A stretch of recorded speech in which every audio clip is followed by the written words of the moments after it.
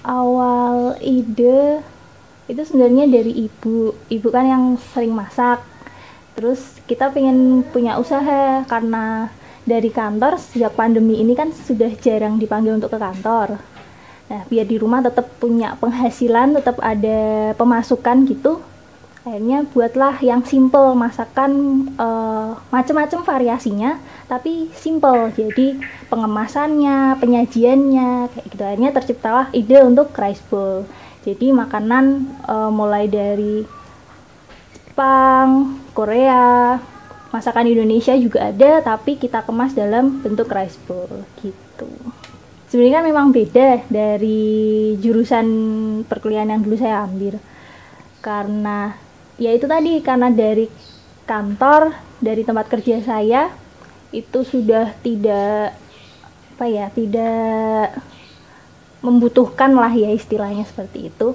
Terus saya juga sudah dirumahkan, terus punya baby juga, punya anak kecil yang susah untuk ditinggal-tinggal itu. Terus akhirnya yang bisa tetap di rumah, yang simple, yang gampang gitu. Terus akhirnya terciptalah usaha buat kuliner cepat saji, tapi masih online sih sampai saat ini, belum buka offline-nya atau toko. Varian itu ada ayam, ada beef, tapi dimasaknya yang macam-macam. Jadi ada balado, ada teriyaki, saus tiram, saus mentega, sambal matah, khas Bali. Kemudian ada ayam geprek, indomie geprek.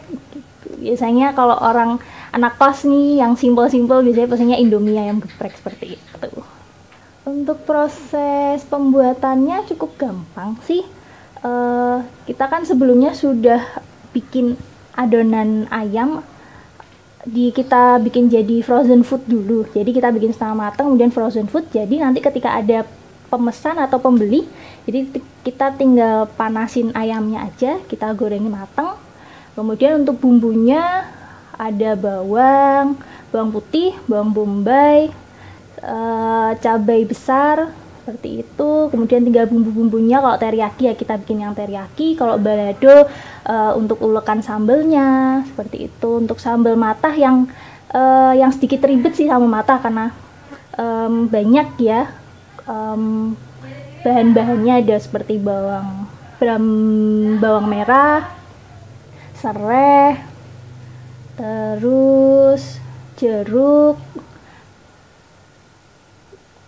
daun jeruk dan sebagainya seperti itu. Jadi nanti ketika ada pemesan ya kita tinggal masak aja karena sudah kita prepare sebagai frozen food, kemudian bumbu-bumbunya juga sudah diiris gitu.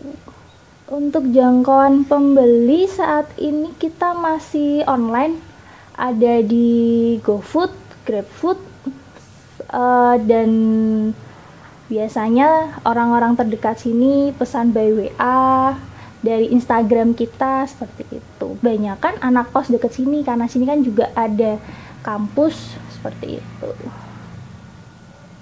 Untuk jam operasional biasanya kita buka dari jam 11 siang sampai jam 11 malam, jadi 12 jam.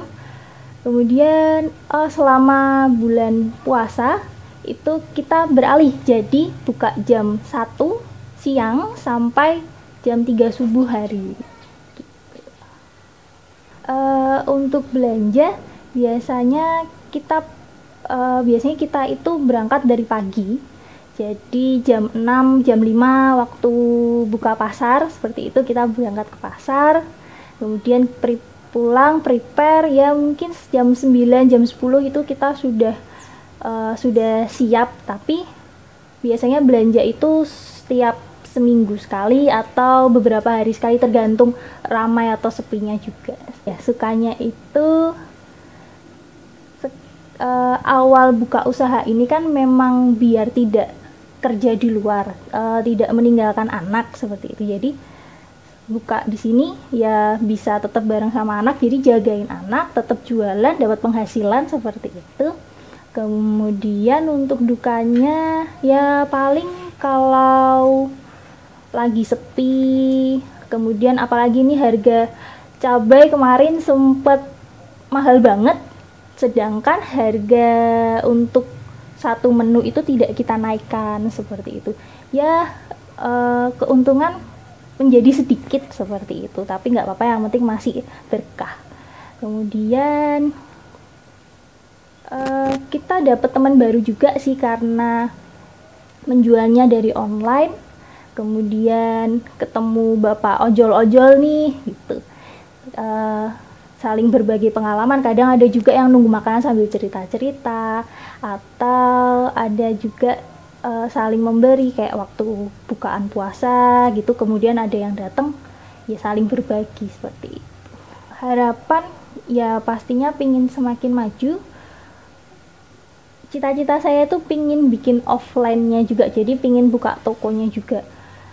Kemudian ini kan saya sudah ada satu cabang lagi di daerah Kalicari. Nah, itu pinginnya saya nanti ke depan usaha rice bowl Inara ini bakal bisa jadi franchise atau membuka cabang-cabang yang lain. Jadi memperbesar lah seperti itu. Jadi nggak hanya cuma di Semarang kalau bisa.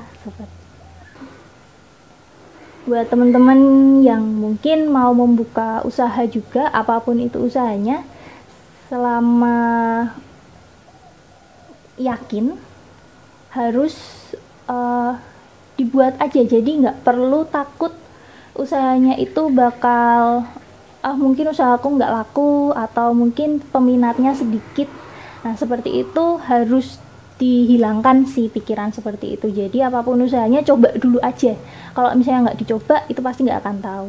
Karena saya pribadi dulu juga waktu awal buka takut seperti itu, tapi alhamdulillah awal buka pun sudah ada peminat, kemudian punya langganan juga seperti itu.